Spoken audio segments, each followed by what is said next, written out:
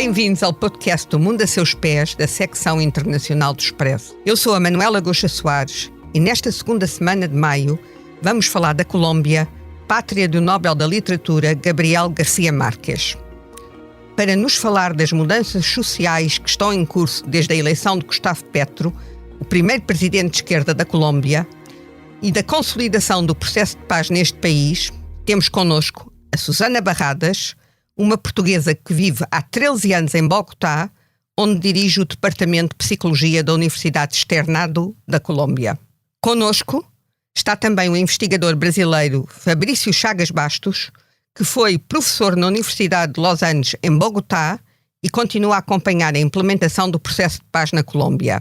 A edição técnica deste episódio de O Mundo a Seus Pés é de João Martins e de João Luís Amorim. Estamos a gravar na tarde de sexta-feira, 5 de maio, dia em que o presidente da Colômbia, Gustavo Petro, foi homenageado com a Medalha de Honra da Universidade de Salamanca no final de uma visita de Estado à Espanha. Petro esteve em Portugal este fim de semana, depois de terminar a sua visita de Estado. O Expresso faz 50 anos. Celebre connosco e torne-se assinante em expresso.pt. Susana, vive e trabalha há 13 anos em Bogotá, capital da Colômbia. Esta semana, o presidente Gustavo Petro começou o discurso que fez nas Cortes Espanholas, afirmando que a Colômbia é o país da beleza. É assim ou prevalece a imagem de violência que assolou o país durante várias décadas e que conduziu à assinatura de um acordo de paz em setembro de 2016? Olá, Manuela. Muito obrigada pelo convite para estar aqui hoje a conversar com vocês. Bom, a Colômbia é o terceiro país mais biodiverso do mundo e penso que com isso já digo muito com relação à beleza e à exuberância da natureza na Colômbia. A Colômbia tem selva, a Colômbia tem dois oceanos, tem montanhas, tem desertos. Susana, dois oceanos, convém fazermos aqui um mapa falado, ou seja, o Atlântico e o Pacífico. O Atlântico e o Pacífico, sim, exatamente. E portanto, digamos que é um país realmente com uma riqueza de ecossistemas incrível, flora, fauna incríveis. Então penso que as palavras do Gustavo Petro realmente conseguem descrever, digamos, a riqueza deste país. Com relação à segunda parte da pergunta, digamos que não poderíamos dizer que a Colômbia não é um país violento, porque há sem dúvidas problemas que ainda persistem de violência no país, de todos os tipos, não é? Não só violência política como outros tipos de violência no país.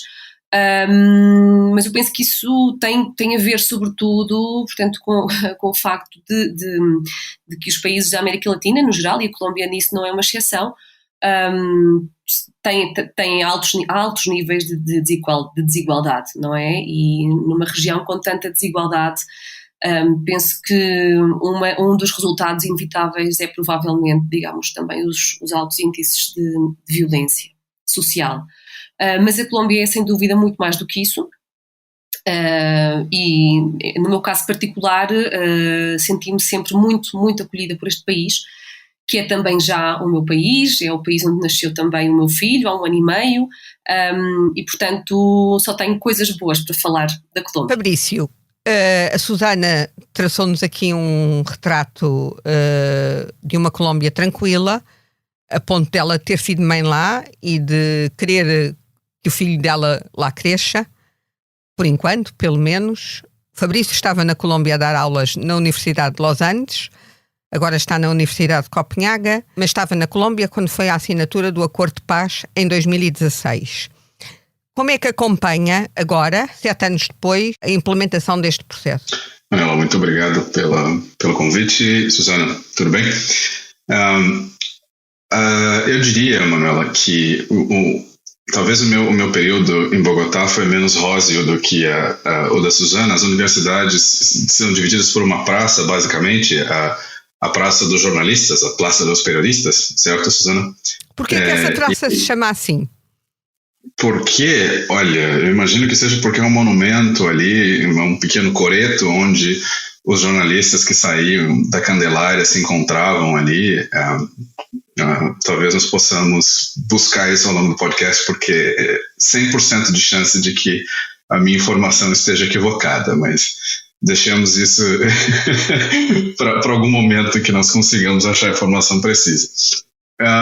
Eu cheguei em Bogotá em julho de 2016, vindo de Canberra, vindo da Austrália. E foi muito interessante porque era um momento em que todos me diziam que eu ia viver um momento histórico. De fato, eu vivi, mas pelas razões negativas disso. Porque quando eu cheguei, logo me convidaram para que fosse observador do processo de paz, especificamente do referendo, né, em outubro de 2016. E a população colombiana votou pelo não. O que foi, eu me lembro que isso foi num domingo e quando eu terminei as minhas atividades, quando contaram os votos e descobriram que havia um não, o presidente à época, Juan Manuel Santos, ele não... A imagem que eu tenho dele na televisão era uma imagem de alguém completamente perdido, completamente desnorteado, porque ninguém esperava aquilo. Durante tantos anos e tantas negociações com os diversos grupos guerrilheiros, eles esperavam que a paz fosse ser vendida pelo seu valor de face. Ninguém é contra a paz. É mais ou menos dizer que as pessoas sejam a favor da corrupção, não é? Não existe isso. Então, quando isso aconteceu, foi um pouco um choque. Os colombianos ficaram um pouco perdidos. A Susana talvez possa complementar essa percepção. Sim, a guerrilha na Colômbia dura 3, 4 décadas, há raptos, há vários movimentos envolvidos. O próprio presidente Gustavo Petro, na sua juventude, pertence a um desses movimentos, ao M19. Como é que a sociedade colombiana, eu agora pergunto à Susana, como é que a sociedade colombiana se está a reconciliar com isto? Porque Petro, mais do que ser o primeiro presidente de esquerda eleito no país, é um presidente que de facto foi um guerrilheiro. Sim, Manuela, eu posso dizer que, digamos, na minha experiência, eu vivi a transição democrática no país.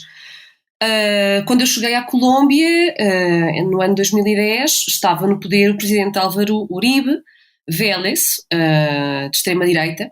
Ele estava praticamente a ponto de culminar o seu segundo mandato. Depois disso foi eleito precisamente o Juan Manuel Santos, mas foi eleito numa perspectiva de dar continuidade, digamos, às políticas dos dois governos anteriores do Álvaro Uribe. No entanto, o Juan Manuel Santos rapidamente se desmarcou, digamos, dessa linha política, e começou a cozinhar, digamos, os diálogos de paz com a maior guerrilha ativa do continente, as Forças Armadas Revolucionárias da Colômbia, as FARC. E, entretanto, estes diálogos tornaram-se públicos, foram formalizados depois na cidade de Habana, em Cuba, no ano 2012, e, efetivamente, o acordo final foi assinado no ano 2016. Agora, nós neste momento estamos num momento precisamente de pós-acordo, portanto não é um momento ainda de pós-conflito, não poderíamos falar de momento de pós-conflito, estamos a viver um momento de pós-acordo. E isso implica, obviamente, toda uma construção de paz no país, que passa inclusive pelas mudanças de mentalidade, de concepção, para poder construir essa paz total. Sabemos que essa paz total só é possível se for acompanhada, digamos, por uns avanços democráticos. E nesse sentido, digamos que o facto de, neste momento, Gustavo Petro estar, digamos, no governo, são notícias muito boas nesse sentido de poder consolidar a paz. E sabemos também que essa foi precisamente uma das bandeiras, digamos, na altura das eleições, do Petro. E isso é importante porque nós estivemos, portanto, com Duque no governo, depois de 2 mandatos de Juan Manuel Santos, tivemos Duque no governo, portanto, Duque volta outra vez com uma linha, digamos, dura, de extrema-direita no país, etc. E o que sabemos é que realmente não houve grande movimento, não houve grande avanço com relação à implementação dos acordos de paz da Havana durante o seu governo. Logo, há uma enorme expectativa com o governo do Gustavo Petro, em termos de que possa ser um governo que permita consolidar, digamos, uma democracia de facto na Colômbia. Como eu dizia há pouco, a Colômbia, digamos, é um dos países mais desiguais do mundo, numa das regiões do mundo mais desiguais também, e sabemos que só é possível construir a paz reduzindo também, digamos, essas desigualdades que há no país. Quando falamos de desigualdades, estamos a falar de distribuição dos rendimentos, estamos a falar do acesso a cuidados de saúde, à educação, de acesso ao emprego que não seja um emprego informal, que não seja um emprego que as pessoas, por exemplo, sejam obrigadas a trabalhar para traficantes, para cartéis que favorecem a violência e controlam zonas, quer das cidades, quer outras áreas do país. É disto que estamos a falar, Susana? Sim, certo. É disso precisamente que estamos a falar. Digamos que nós na Europa tivemos digamos, digamos, a minha experiência aqui tem-me feito ver a minha vida em Portugal com uma perspectiva muito diferente nesse sentido, e é que nós em Portugal realmente temos uma série de direitos sociais que estão garantidos, não é? Há um acesso à educação grátis, saúde universal grátis, e muitas vezes são dados que estão tão adquiridos que nós nem sequer pensamos muito neles. Quando se vive na Colômbia, começamos a perceber que definitivamente estas coisas que para nós na Europa são direitos, aqui ainda não são. Portanto, há poucos serviços sociais como o acesso à educação, à saúde, que precisam de ser melhorados. O Fabrício foi professor na Universidade dos Andes, eu fiz o meu doutoramento aqui na Colômbia na Universidade dos Andes precisamente. O Fabrício deve saber disso também. Nós aqui temos uma oferta muito maior, por exemplo, de educação privada do que de educação pública. A maior parte das universidades no país são privadas. Tanto a universidade onde a Susana dá aulas como a Universidade dos Andes são privadas? Sim, são universidades privadas, sim. E há a universidade pública, mas não é suficiente. Não é suficiente, não dá uma cobertura suficiente, digamos, aos estudantes que entram todos os anos no ensino superior. A Colômbia é um país que tem 52, 53 milhões de habitantes. Sim. Ou seja, que é uma população equivalente à da França, embora a Colômbia tenha 2 vezes a área de França. Tem uma população relativamente jovem, coincidindo com a Europa. O Fabrício está ali a fazer sinal que quer falar. Talvez ajude a entender um pouco, Manuela, o quão difícil é a situação de desigualdade. 40% da economia colombiana hoje é informal. Isso, dependendo da região do país, chega a quase 75%. Então, por exemplo, a conversão pode ficar um pouco... Susana pode me ajudar muito mais rápido com isso, mas se eu me lembro bem, o semestre para um aluno que fazia ciência política no departamento onde eu estava, nos idos de 2017, custava algo como 23 milhões de pesos.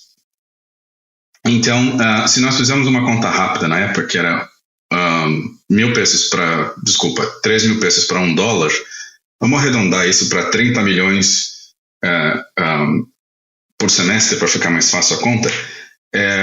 Você imagina o quanto esses estudantes têm que pagar. E o salário mínimo à época era uma coisa como 700 mil pesos. Então, isso para te dizer que uma família de classe média baixa ou de classe média nunca conseguiria pagar esses custos de educação semestrais para os alunos. Veja, isso é um semestre só. Então, um curso universitário que tem em média 4 anos sairia por quase a renda de 10 anos dessa família de pai e mãe. Certo, 50 mil euros. Mais ou menos 50 mil euros. Por semestre. E não ganhariam isso durante os 4 anos. Por licenciatura. Então, isso. Sem contar que, como a Susana disse, o sistema de saúde ele é pago. Então, você tem uma contribuição mínima para o sistema, você paga uma contribuição mínima para o sistema público de saúde, mas se você quiser ter acesso ao qualquer tipo de serviço de saúde, você tem que pagar. Isso para dizer que... paga muito ou paga pouco? Depende da qualidade do serviço de saúde que você quer. Não é? As clínicas mais caras, os planos mais caros em Bogotá podem chegar a $1.000 ou $1.500, dependendo do tipo de serviços que você quer. Estamos a falar quando fala de planos, fala de seguros de saúde. Seguro de saúde, sim.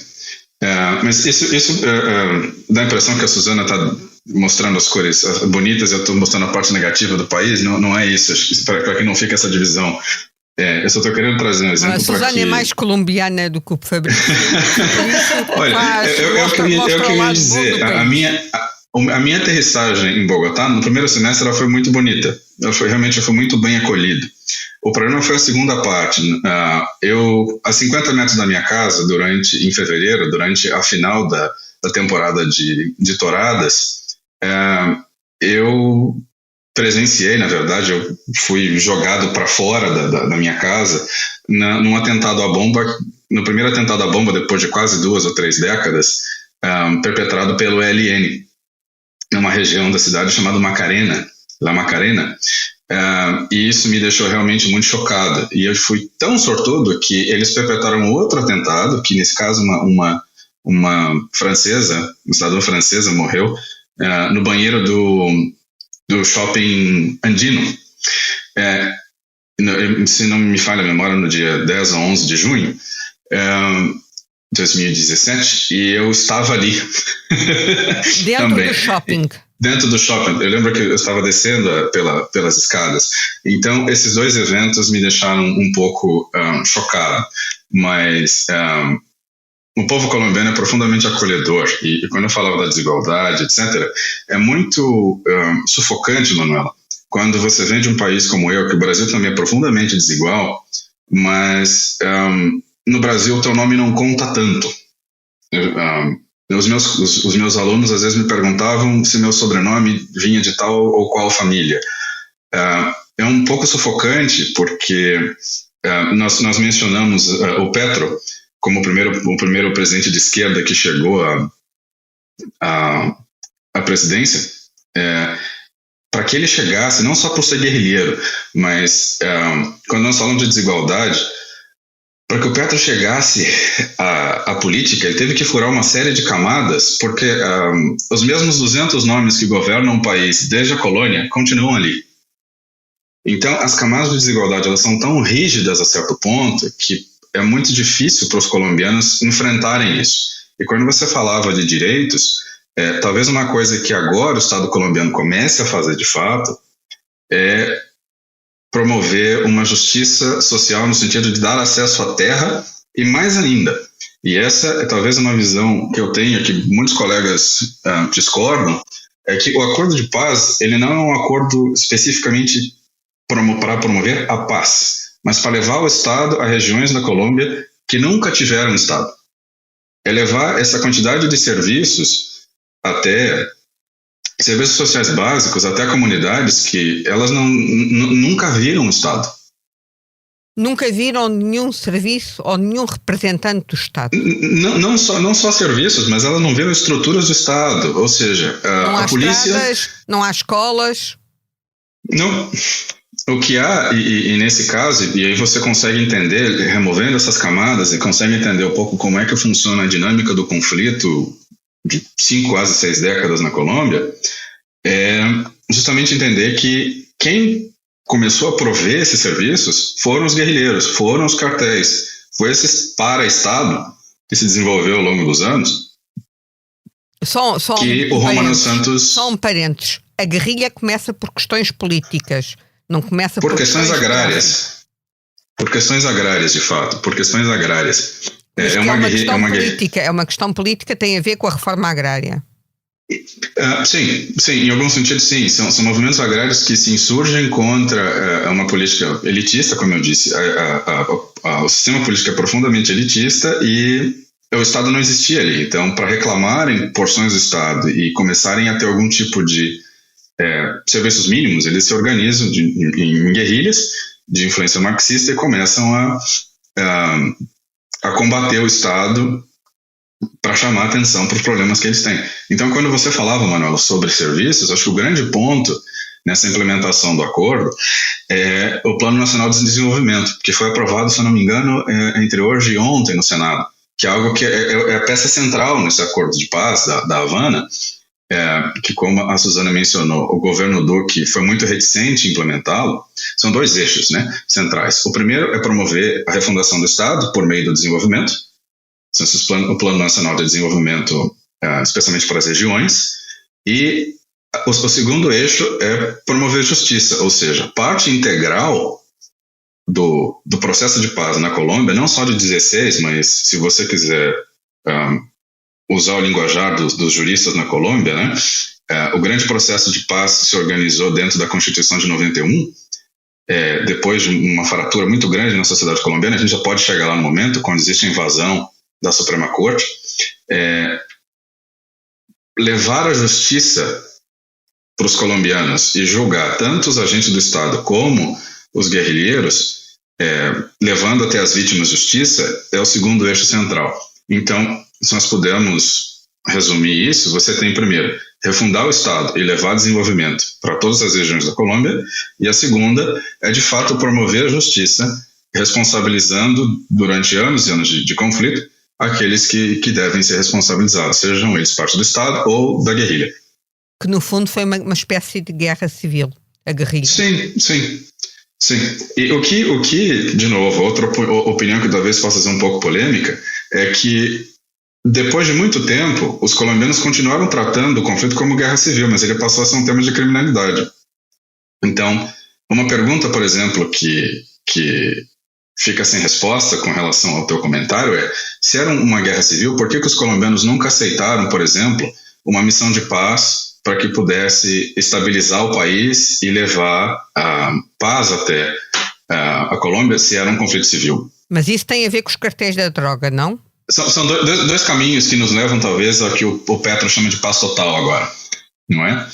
A primeira é entender que, ou recusar-se a entender que o conflito era um conflito civil, e o segundo caminho é tentar fazer com que a Colômbia se mantivesse, ou a impressão de que a Colômbia se mantinha, com uma estrutura política que os vizinhos não tinham. Se nós formos olhar para a história da América Latina, especialmente da América do Sul, a Colômbia é um dos poucos países que durante o século XX não sofreu um golpe, não teve um golpe militar, não teve nenhum tipo de ditadura ali. Tanto é que, na literatura, nos estudos de política externa, eles dizem que eles são o Tibete da América do Sul, sentados nos Andes, de costas para toda a bagunça que acontecia na região, em paz, sem nenhum tipo de tumulto político.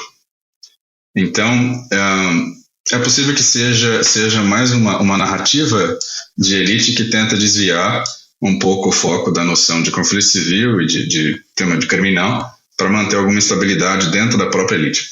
Confinar o conflito, a discussão do conflito, a um tema de elite. Suzana, eu agora, o Fabrício colocou aqui uma questão sobre o Gustavo Petro, que ele teria tido que furar muitas barreiras para vencer as elites que tradicionalmente, as mesmas famílias que tradicionalmente governavam o país, e, embora fossem eleitas, mas, tal como acontece em muitos países da região, há um fechamento dos candidatos que chegam ao poder, dos partidos, até através do sistema partidário. Mas o Gustavo Petro não é propriamente um filho do povo, no sentido, não vem das classes desfavorecidas. É alguém que ele licenciou-se na Universidade Externado da Colômbia, onde a Suzana dá aulas, depois andou pela guerrilha, mas depois estudou no estrangeiro, nomeadamente em Salamanca, e não só, esteve na Bélgica também, por isso não é propriamente ninguém que venha das classes desfavorecidas. Temos aqui alguém que vem de fora das famílias tradicionais que chegam ao poder. É isto? Sim, penso que, digamos, o Fabrício tem razão quando diz que realmente todos os presidentes que passaram por este país vêm de famílias que tinham posto presidentes e que tinham usurpado, digamos, a política neste país. E nesse sentido o Petro é um nome novo, não é? Portanto, ele não vem das elites políticas do país, se bem que não vem propriamente das classes mais pauperizadas do país, vem de uma classe média-baixa, digamos, que teve oportunidades para se educar, e que fez alguns esforços, digamos, para se educar. A Colômbia é um país absolutamente estratificado, absolutamente elitista. O que o Fabrício dizia com relação aos apelidos, aos nomes, os nomes de família, aqui têm um peso enorme. E nesse sentido, digamos que Gustavo Petro não tinha esse caudal, não é? De ter ali famílias e de pertencer a essa elite política.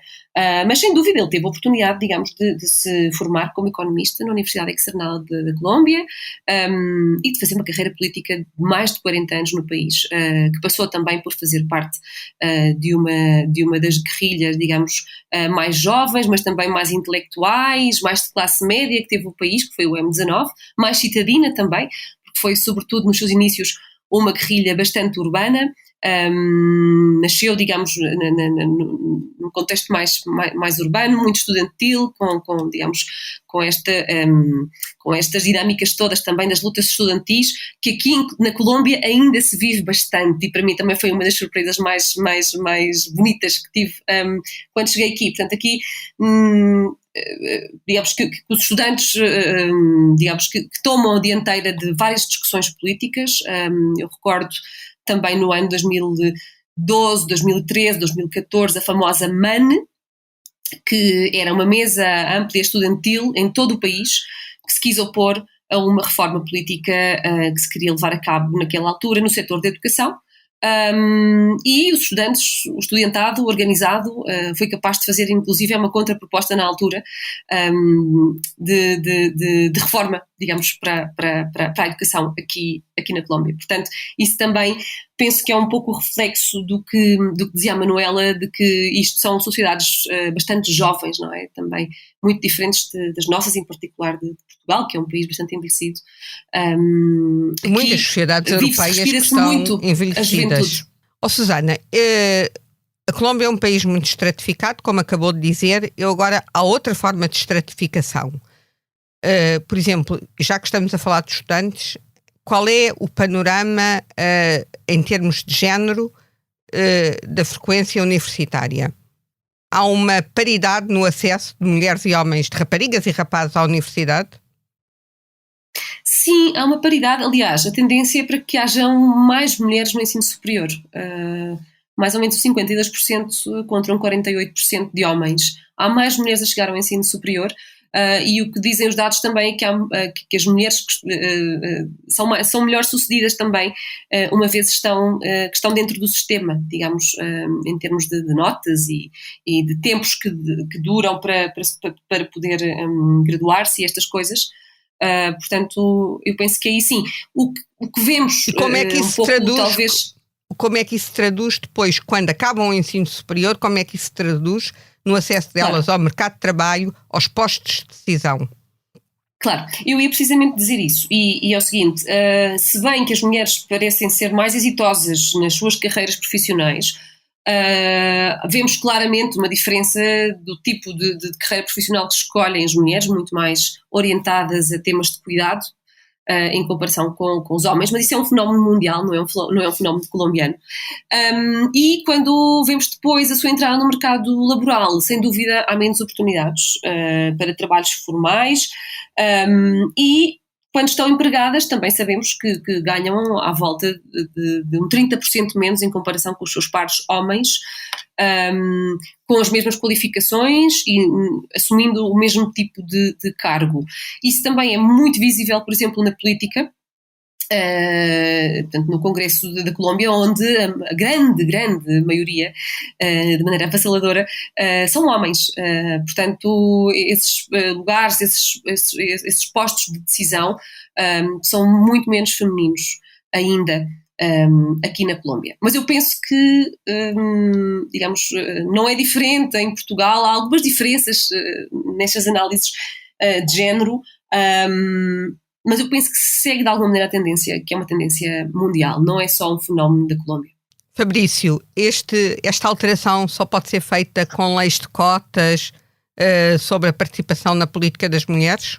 Sim, e é também uma estrutura educacional que a Suzana mencionou, que ajuda bastante a que exista uma mobilidade social mais efetiva. Um exemplo bastante banal, que talvez ajude os nossos ouvintes a entenderem como funciona essa estratificação. Bogotá é dividida literalmente em estratos. As contas de serviços, contas de água, luz, os preços são diferentes de acordo com o seu extrato. Os bairros são classificados de acordo com os níveis de renda e que são chamados literalmente de estratos. Então isso dá a entender mais ou menos como funciona a estrutura social. Ou seja, isso quer dizer que não há misturas, que a classe média vive num bairro, a classe média alta vive noutro, a classe trabalhadora vive mais baixa, sim. Sim, para que temos você disse do mapa falado da Colômbia no começo, dos dois oceanos, para que você tenha um mapa falado da cidade, então nós temos Ocidente e Norte as classes mais abastadas, Oriente e Sul as classes mais pobres. Se você imaginar uma cruz, é mais ou menos como funciona. Não só de cotas para mulheres na política, tem sido implementada de maneira bastante lenta, mas existe algo, a Suzana respondia a ti, Manuela, sobre a questão da política universitária. Essa política educacional, ela teve e tem tido muita força, porque entre 14 e 18, 40 mil jovens na Colômbia foram beneficiados de um programa que, independente das críticas que se façam, ele ajudou muito a mobilidade social, que era um programa chamado Ser Pilo Paga, mais ou menos mal traduzindo como Ser Inteligente Paga. O que significava? Os alunos que tinham maiores notas em qualquer extrato do ensino médio, eles recebiam um crédito do governo, a condição é que mantivessem as notas em alto nível. Eles podiam escolher qualquer universidade do país e o governo pagaria os estudos deles. Ao total, 40 mil jovens foram beneficiados, se não me falha a memória, de 14 a 18. Esse programa acabou em 2018. Isso, de fato, ajudou que muitos estudantes das regiões, ou da periferia das regiões, que não tinham acesso ao ensino universitário, pudessem chegar ao ensino universitário, e às vezes era o primeiro. Eu tive estudantes, por exemplo, que, especialmente mulheres, elas eram as primeiras dentro das suas famílias a terem grau universitário. E isso promove um ganho de renda e um ganho de capital social, de cultura e acesso de redes para essas famílias, que antes era impensável dentro da sociedade colombiana. Tem um segundo componente também que empurra essas mulheres, esses estudantes, esses jovens socialmente, que são as redes que são estabelecidas de maneira diferente do que seriam estabelecidas tradicionalmente. Então, por exemplo, os estudantes da Suzana no Rosário, eles muito provavelmente vêm das mesmas escolas que os estudantes que eu tinha em Los Andes vinham, mas a maneira como eles se relacionam é completamente diferente, porque o perfil das universidades é diferente. Quando você mescla esses estratos sociais, você cria diversidade, e isso empurra, especialmente esses movimentos estudantis mais jovens que a Suzana mencionou, para diante. Isso reduz um pouco a desigualdade. É por isso que eu dizia, quando você tem o Estado com políticas fazendo essas políticas de diversidade chegarem até as regiões, você incorpora mais gente à sociedade. Uma coisa muito rápida, quando você perguntava do Petro, e eu havia mencionado o M19 e o que aconteceu em a Constituição de 91, o M19, a guerrilha da qual o Petro fez parte, também foi uma das guerrilhas mais ousadas na Colômbia, porque eles roubaram a espada do Bolívar. um elemento que é exemplar da audácia dessa gente. Certo, muito simbólico, e que foi precisamente também a espada que no ato de toma de posse do Petro, quando assumiu a presidência, também esteve ali presente como símbolo, e que penso que também era um bocadinho uma alusão a esse seu passo também pelo M19 e essa história, digamos, do roubo da espada Um dos elementos que é bastante interessante de olhar também para o M19 e para a história do Gustavo Petro como guerrilheiro, como político, é que o M19 também é responsável por uma das cicatrizes ou fraturas na sociedade colombiana, que é a tomada do Palácio de Justiça em novembro de 85, e basicamente o que acontece é o M19 entra no Palácio de Justiça, na Suprema Corte colombiana, e o exército, para recuperar o prédio, para poder liberar o prédio da guerrilha, ele entra e mata todo mundo. Então, isso vai primeiro, causa um choque geracional na estrutura judicial, não é? Você tem os juízes, a massa pensante daquela geração eliminada, assassinada, e isso vai gerar sucessivos processos, especialmente na Corte Interamericana de Direitos Humanos, contra o Estado colombiano, que gera uma reforma constitucional em 91 e faz com que, de fato, o Estado colombiano passe a ser forçado a se expandir para as regiões e, de fato, estabelecer uma estrutura de Estado para responder a esses crimes. E aí entram elementos no processo de paz mais sociais. Eu agora gostava de perguntar à Susana, vamos sentar-nos um pouco naquilo que é a vida cotidiana da Colômbia, pelo menos em Bogotá, cidade, a capital da Colômbia, onde há uma das grandes feiras do livro do mundo. Como é que, no meio disto tudo, um país muito desigual, um país muito estratificado, um país que viveu uma guerrilha longa, recente, e depois temos este fenómeno de ter não só o grande Gabriel García Márquez, mas como grandes escritores, uma feira do livro que é uma referência em qualquer sítio do mundo, Cartagena das Índias, que é uma cidade conhecida que é património da Unesco. Como é que tudo isto se conjuga? Porque eu creio que quando Gustavo Petro diz no Parlamento Espanhol que vem do país da beleza, também é esta beleza, não é só a beleza natural dos ecossistemas, também é esta beleza que ele se refere. Certo, Manuela, sem dúvida. Bom, Bogotá é uma cidade enorme, estamos a falar de uma metrópole com cerca de 8 milhões de habitantes só na área urbana.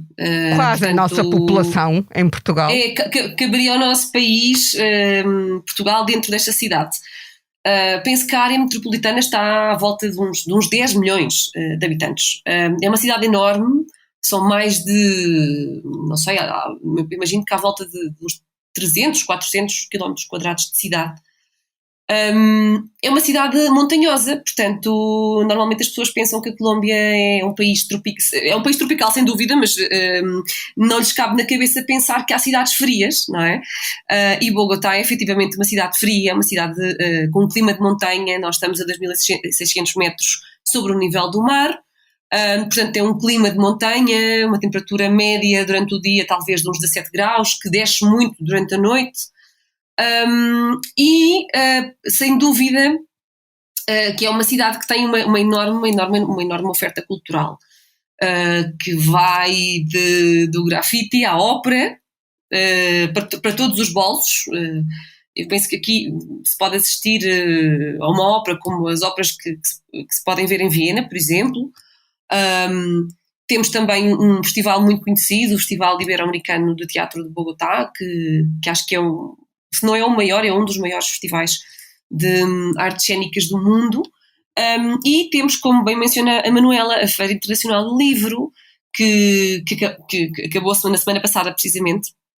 Este ano tivemos o México como país convidado, e Portugal também já foi o país convidado, penso que foi no ano de 2018, mesmo antes da pandemia. Já não tenho certeza qual foi o ano, mas 18 ou 19. 2018 a 2019, e sem dúvida é um dos eventos culturais, digamos, mais importantes da Colômbia e da América Latina. E depois temos toda a oferta, a música, por exemplo, não é? Na Colômbia há cumbia, há mapalé, os burrulaus, há uma herança negra na música colombiana que a torna riquíssima,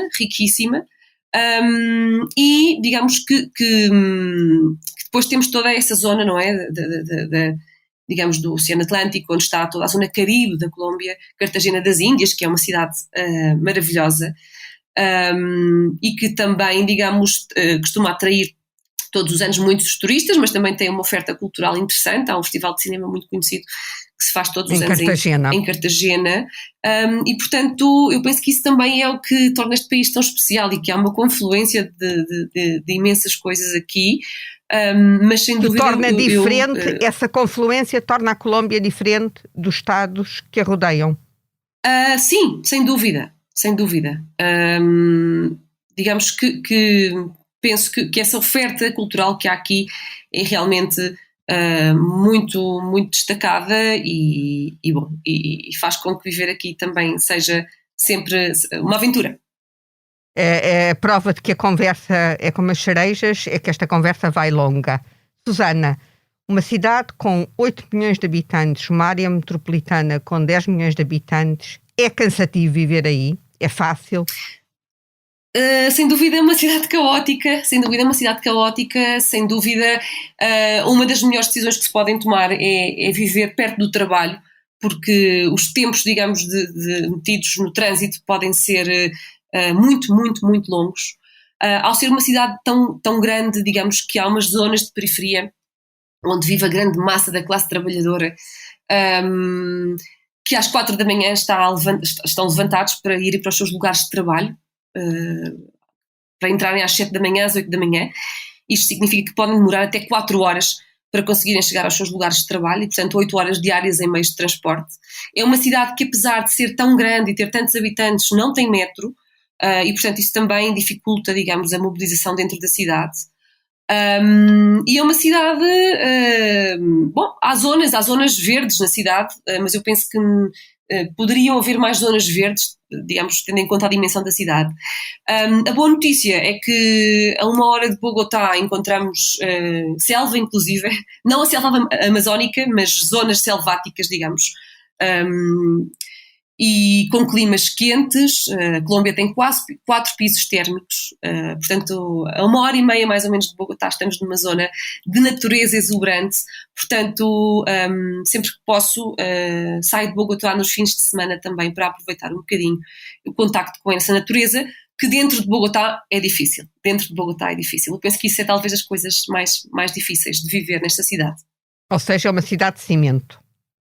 Bastante, sim. E eu vou perguntar à Susana, que está aí há muitos anos e que vive aí há muitos anos, se nos convidasse a nós que aqui estamos e aos nossos ouvintes para jantar, que prato é que iria sugerir? Olha, Manuela, eu vou-lhe confessar que para mim a cozinha não é a coisa que me corre melhor.